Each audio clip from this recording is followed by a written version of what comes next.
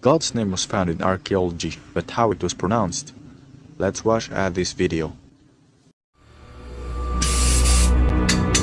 As they approach the last ossuary, they feel that lightning can't strike twice. But sometimes it does. Oh, wait. Stop. So that's right. That's inscription. That's an inscription. That's it, baby. There's an omega, clear as day. There's a C, delta, eta. The inscription is in Greek, the dominant language of the wealthy in Jerusalem in the 1st century AD.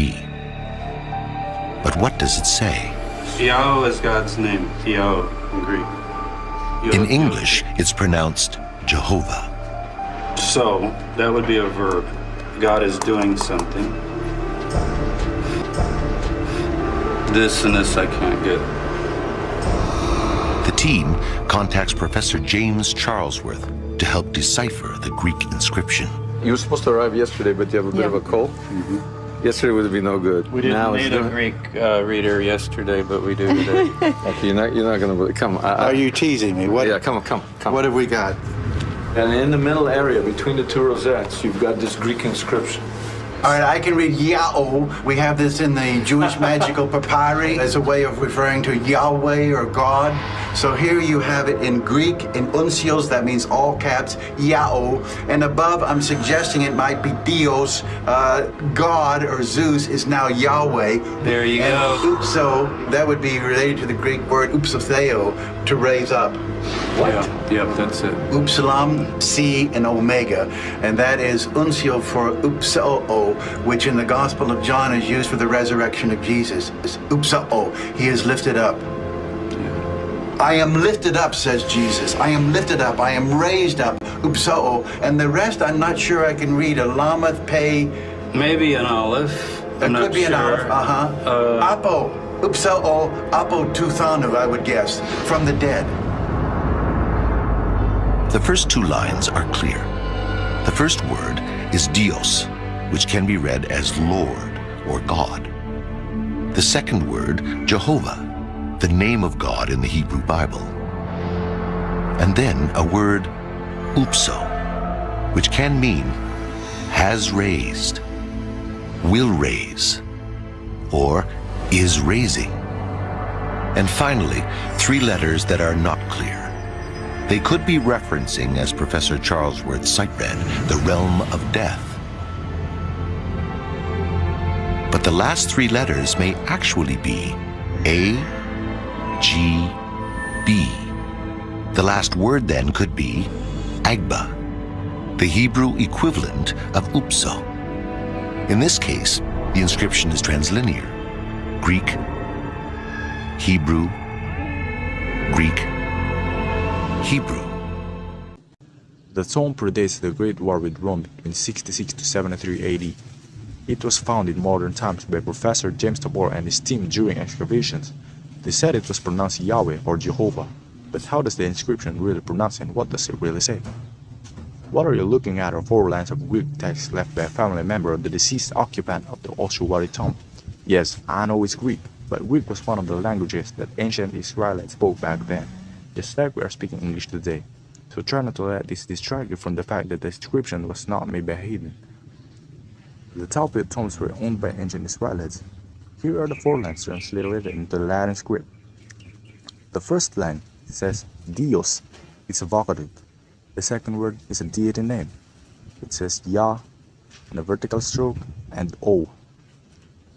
Third line says upso, it's a verb. Fourth line is a personal name, Alpha, Gamma, and Beta. The inscription is a very brief prayer on behalf of the deceased, whose name was Hagab, that he be raised up to life again on the day of the resurrection. The million-dollar question, however, is the word on the second line, which is clearly a deity name. The first inclination of Prof. Tabor to pronounce this word as Yahweh was correct. Yahweh is God's name, Yahweh in Greek. The first 2 lines are Iota and Alpha, clear as day. The last letter is Omicron, clear as day. Prof. Tabor went and obtained a second opinion from another scholar who happened to be in Jerusalem at the time. Prof. James Charlesworth. When Prof. James Charlesworth was shown the inscription, he immediately and without the slightest hesitation said this word is to be pronounced Yao. All right, I can read Yao. We have this in the Jewish magical papyri as a way of referring to Yahweh or God. So here you have it in Greek, in uncials, that means all caps, Yao, all caps, Yao, all caps, Yao, all caps, Yao. He did this without being coached by anyone on Tabor's team beforehand. But Prof. Tabor later changed his mind and came to the conclusion that the 4 Greek signs represents the 4 Hebrew letters of the divine name. And so, the third sign must represent the Hebrew letter W, despite the fact that every other letter in the description is Greek. The third sign, which looks like a vertical line, is in fact the divider, a letter between two successive syllables in order to indicate a glottal stop between syllables. The pronunciation is Yao without question, just as Prof. Tabor initially thought, and just as Prof. Charlesworth immediately recognized. This pronunciation is the only one that is ever attested pre-70 AD, and thus it is consistent with all the other evidence we have, that the divine name was in fact pronounced exactly Yao and no other way, when Biblical Hebrew was still a living language. Again, in the second line, the vertical stroke is actually divider, a sign for glottal stop between Ya and the final letter Omicron, because without this vertical stroke, the reader would immediately read it as Yao. So this whole word is really read as Yao. If this sign is letter Iota, then it was read as Yao with an unwritten glottal stop in that case. But Yao has nothing to do with God's name, and there is no other legitimate proof that his name is Yao. God's name is pronounced Yao according to this inscription and to the other sources that we will discuss later. When the scholar Yauda Bandor conferred with Dr. Roussel about this, he asked him what he thought the inscription of the Talmud tomes could mean. Bandor told him it reads, "O divine Yao, raise up Hagab." He explained to Dr. Roussel what he had relayed to Prof. Tabor about the third sign and the second row of the inscription being divided. His reply was, "Very interesting indeed." The Talmud Ossuary inscription might be in Greek, just like the Dead Sea Scroll 4Q120 is in Greek, but they were not made by the heathen hands. The views expressed in them, the beliefs, and most importantly, the holy name of the deity mentioned in them, not Greek at all. Now that we have deciphered this inscription, we are now moving on to another Greek transliteration of God's name. The Dead Sea Scroll fragment 4Q120 dates from the 1st century BCE, is a manuscript of the Torah in Greek, made by Israelite priests who lived at the desert community of Qumran before it was abandoned during the War of 66 to 73 AD. Here is a close-up look of 4Q120, showing the divine name transliterated with the 3 Greek letters Iota, Alpha, and Omega.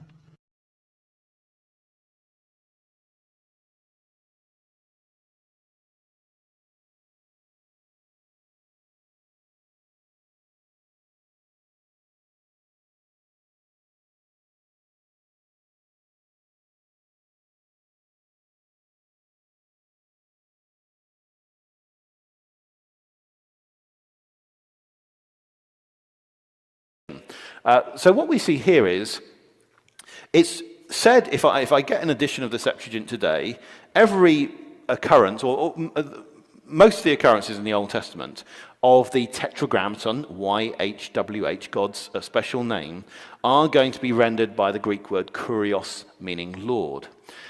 However, when I look at Greek manuscripts of the Old Testament that come from the Dead Sea Scrolls and from that period, I will find that on the whole, those Greek manuscripts do not use the word kurios, Lord, rendering the Tetragrammaton. One of them, from the K4 of Qumran, uses Yao, uses Yao, uses Yao, uses Yao. The fragment reads as follows. Ean the psiuchim yamarteakos siosek tullautoiskes en topo yeise miana popasson ton entolon Yao, upiete setai, kai play merese. This document is proof of how the divine name is supposed to be pronounced, and it comes from the people who actually spoke Biblical Hebrew as their mother tongue. These people were not heathens. These people were Zedekiah priests of Yahoshar'al, or Israel. Dr. Martin Roussel stated, Obviously, the text preserved the divine name as it was spoken. The text it's talking about is the 4120. God's name is transliterated correctly in Greek as Iota, Alpha, and Omega, but going back to the Talpit tome, the writer used Omicron instead of Omega. Why does it matter that using Omega is the right way instead of Omicron? It matters because one of the rules in Greek is when the letter Alpha was followed by Omega, it produces its own natural glottal stop between a sound and an o sound, so you don't need to write any divider to tell the reader it's pronounced like a, o.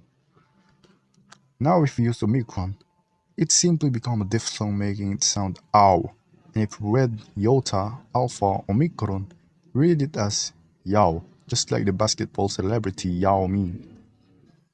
But the good thing in Talpit tome inscription is that the divider was written to make sure it's pronounced correctly as it should be, Yao. Moving on to another basis that his name is pronounced Yao is when one of the greatest historians named Diodorus of Sicily was told by the native Hebrew speakers in 60 BCE how God's name was pronounced. He used the same spelling Iota Alpha Omega just like how these Zadokat priests did. Theodoret, who lived somewhere in 393 to 458 AD, also heard how God's name is pronounced by the Israelites long before Masoretes ever existed. Heathen Samaritans pronounce it as Yahweh and they pronounce it wrong. But the Yaosh all pronounce it as Yao. They said it correctly because it's their God. Do these evidences satisfy you already? If not, let's move on to another language. The divine name is not only transliterated in Greek, but also transliterated in Latin and many more languages. Saint Jerome transliterated the Tetragrammaton as IAHO to have preserved the pronunciation of the old transliteration of the Tetragrammaton. In the book CCL 72.191 it says, Nomen Domini apud Hebraios quator literarum est Yod-he Waw-he, quod proprie de vocabulum sonet et legi potest Yao. In Latin, the letter J is literally invented for the Y sound in 15th century AD, but at the time of Jerome, the letter J didn't yet existed, so the letter I is used. It's the same as the Greek letter iota, where the E sound is produced whenever it was followed by a consonant, but if it's a vowel, it's a Y sound. Now the Latin letter H at the time of Jerome is an H sound if it's the first letter of a word, but if it's not, it's a silent letter. And Latin adopted that rule from ancient Hebrew, so IAHO is read clearly as Yao. One more evidence in Latin is when Josephus also recorded the same vocalization. According to this book, the works of Flavius Josephus, the author didn't yet heard something about the real pronunciation and they falsely pronounce it as Yehovah or Jehovah. But then, it's their first time to hear the pronunciation from the passage of Josephus to have been originally pronounced Yao. Again, this book was transliterated in 1895, so it's not surprising that the translator used letter J, but that letter J is Y sound in Latin, and the H is silent if not the first letter of a word. Therefore, J-A-H-O-H is pronounced Yao, while the other one, J-A-O, cannot be Yao, because the vowels A and O cannot be a diphthong ow in Latin, for Latin doesn't have this kind of diphthong. So J-A-O also pronounced Yao. Dating to the 4th century BCE, the Israelite Psalms was recorded in an Egyptian papyrus, Papyrus Amherst 63. It was likely created by the descendants of the Aramean and Judean soldiers who in the 5th century BCE had been stationed in the southern Egyptian border. It was recorded in the cursive script derived from Egyptian hieroglyphs, to be specific, the Demotic script. In the article Egyptian Papyrus Sheds New Light on Jewish History in July or August 2018 issue of Biblical Archaeology Review, author Karel van der Toorn condensed that 3 Israelite Psalms appear in Papyrus Amherst 63. Read some few words from van der Toorn's translations of the Psalms from Papyrus Amherst 63. Amherst 63. Read some few words from van der Toorn's translations of the Psalms from Papyrus Amherst 63. May Yahweh answer us in our troubles. May Adonai answer us in our troubles. Be above in heaven, crescent. Send your messengers from all Rush and from Zaphon. May Yahweh help us. May Yahweh give to us our heart's desire. May the Lord give to us our heart's desire. Every wish may Yahweh fulfill. May Yahweh fulfill. May Adonai not diminish any request of our heart. Some by the bow, some by the spear. Behold, as for us, my Lord, our God is Yahweh. May our bow be with us, may Bethel answer us tomorrow. But all mine shall bless the Lord. Your loyal ones, I bless you. The Demotic script transliteration read as YHW. It's the transliteration of the hieroglyphic text like this one. The first glyph is read as Ya. The next glyph is a vowel placeholder, only treated as silent, and the terminal W is a matter O vowel. Thus, it's read as Ya-O. Now another language, Imperial Aramaic. The name Yao is also written in an Imperial Aramaic language used in Elephantine papyri of 5th century BCE. In the Book of Cowley, it says, the fourth line, Yao Elaha Biye Bir'ata. Again, the earliest form of transliterating the Tetragrammaton into Imperial Aramaic is only two letters commonly known as Yod and Waw. But then, the other way of writing it is by using the letter commonly known as He, which is used more likely as a silent vowel placeholder, or to inform the reader that there's a pause between Yod and Waw. So, for the earliest form, Yod and Waw, the first syllable is read as Ya, while the last syllable is O or U. But the older pronunciation in other language uses O vowel, so it must be O. So the earliest transliteration Yod and Waw was read Yao. For another way of writing, which was found in Elephantine papyri, the letter He is silent. So Yod He Waw in Imperial Aramaic is Ya silent O, also read Yao. The Imperial Aramaic is different language and cannot be compared to Hebrew, so the transliteration Yod-He-Waw is not the shortened form of the Tetragrammaton. The Tetragrammaton in Masoretic Hebrew uses Aramaic script, Aramaic square script, not ancient Hebrew script, so don't confuse it to Imperial Aramaic that uses almost identical script. They are different languages, just like Greek and Hebrew are different. Going forth to the much older transliteration in 8th century BCE, the Akkadian transliteration which was recorded in K3751, Kala Summary Inscription 7, in the line 11, the syllable Ya was written in Akkadian with an IA sign. The vowels A plus U contracted to O as in August were written in Akkadian with a U sign. Thus the pronunciation is also Yao. The oldest transliteration is none other than the Egyptian hieroglyph inscription in Solid Temple in Nubia, Egypt, which was written by Amenhotep III. He knew the exodus of the people of Yahushua leaving Egypt, and he knew what happened to the Egyptians in Egypt when Masha uttered the divine name. Here's the inscription made by Amenhotep III.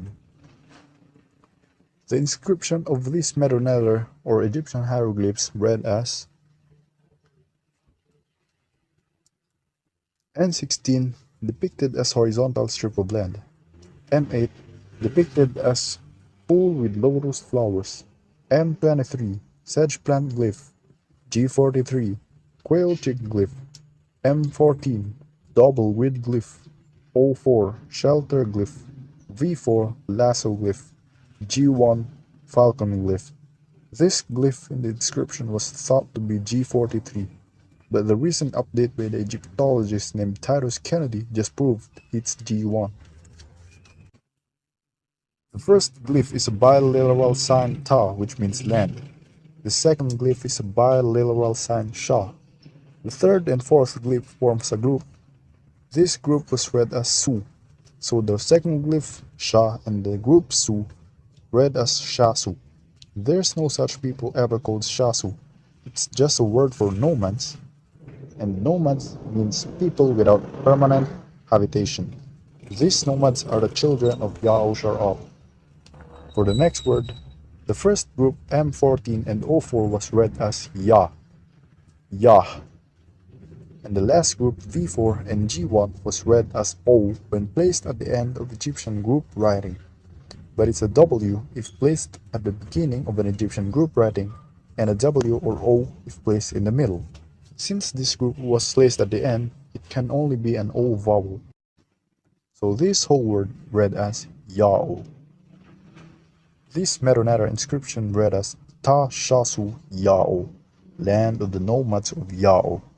This inscription describes the nomad people of Yao living in Canaan next door to Egypt. The name Yao is not the name of the land because there's no land sign in there. The native Egyptians are so afraid to Yao. They accept all deity, all foreign deity except for the one whose name is Yao. And you can clearly notice it because there's no native sign or deity sign written there. So it means it's not a deity that native Egyptians worship. They are afraid to Yao because of what happened in 15th century BCE when the people of Yao Sharal left Mitzrayim or Egypt. Exodus 7 verse 5. ويدايو ماتريم خياني ياو بانتثي أثيادي غال ماتريم وهوتثي أثباني ياو شرال ماثوخام. And the Egyptians will know that I am Yao. Then I stretch forth my hand upon Mitzrayim, and I bring out the sons of Yao Sharal from among them. So now that we already have these evidences that his name is pronounced Yao, how it is read Yao according to the ancient Hebrew phonetics. This is the four-lettered name of God written in original ancient Hebrew script. It was called Tetragrammaton in Greek, which means consisting of 4 letters. If you read that as Yod-He, Vav-He, Yod-He, Waw-He, YHWH, YHVH, YHQH, Yahweh, Yahuwah, Yahweh, Yahweh, Yewa, Yahu, Yahweh, Yahweh, Yeve, Yehovah, Yehovah, Jehovah, Yahav, Yavahe, and the list goes on and on. You're not in the truth. What you have is a wrong information about the real phonetics of ancient Hebrew. They all didn't have any single proofs that they are pronounced like that. There's only one way to say this name, and that is according to the phonetics of ancient Hebrew or Ghabari. The letter Yah is only consonant heard in the name of God, and it's simply pronounced with an inherent short A vowel, Yah. The letter Ha is a silent vowel placeholder because it was followed by a vowel. The letter Wa is a long O vowel because it's not the first letter of a word. Therefore, it's read as Yao. And the last letter Ha is a silent letter again, still read Yao. His name is pronounced Yao, but to write in another way is to spell it as Y-A-O-H, still read Yao. Transliteration can be spelled in many different ways as long as you capture the most accurate pronunciation. The name Yao can be spelled in many different ways in English, but the pronunciation must never alter, which the pronunciation is the most important. His name is Yao, and it came back to this modern day according to the prophecy, and it's very old as what we can see in these transliterations, and like these fake names are that much older. Some originated in 200 AD, 900 AD, but most of them are of 20th century. So what about the word Yah? The word Yah appeared 49 times in the Hebrew Bible. This is not a proper name. It is a title used only by Yahweh. He is the only one that can use this word Yah because Yah means eternal, for he is the only eternal. Just like the title Pohus, only one person can bear this title. Queen James Bible substituted the word Yah for the word Lord in Isaiah 12 verse 2, while the word the Lord is Jehovah, whereas the capital letters L-O-R-D is commonly used as a word in case of the Tetragrammaton. So many people are confused on what really is the word Yah. Keep in mind that Yahweh does not have a nickname. Nicknames are short pet form names abbreviated from real names. Example: Will for William, Tom for Thomas, Mike for Michael, Steve for Stephen, Sam for Samuel, etc. Not one of the gods worshipped in the ancient Near East where the people of Yahushua originated had a nickname. Not one. For example, you will never find the pagan Assyrian god Ashur's name shortened to just Ash, nor will you ever find an example of the pagan god Nabu shortened to just Nan, nor the pagan god Marduk's name shortened to just Mar or March in its pronunciation. Since this never happens with the names of this false god, because the people who worship them had too much respect for them to treat their names in a non-common way. It is absurd to think the ancient Hebrews gave their deity a pet nickname. So where does this notion that Yah is an abbreviated nickname of the Creator come from? It comes from the German scholar named Heinrich Friedrich Wilhelm Gesenius. Gesenius' Hebrew lexicon states that Yah is an abbreviation of Yod-He Vav-He, or the Tetragrammaton. And just where did Gesenius get this understanding from? He pulled it straight out of his own ass. There's not one shred of literary comparative linguistic evidence that you can muster in support of Gesenius' view that Yah is an abbreviation, but his view is the one almost everyone cites today as an established fact for lack of a better alternative. Yeshayahu 12 verse 2. Ana, al Yashuaise, Abdach Wulabchad, Chegaze was Amrath, Ya'o, Ya'ele le Yashuai. Behold, God is my salvation. I will trust and not be afraid, for my strength and my song is eternal.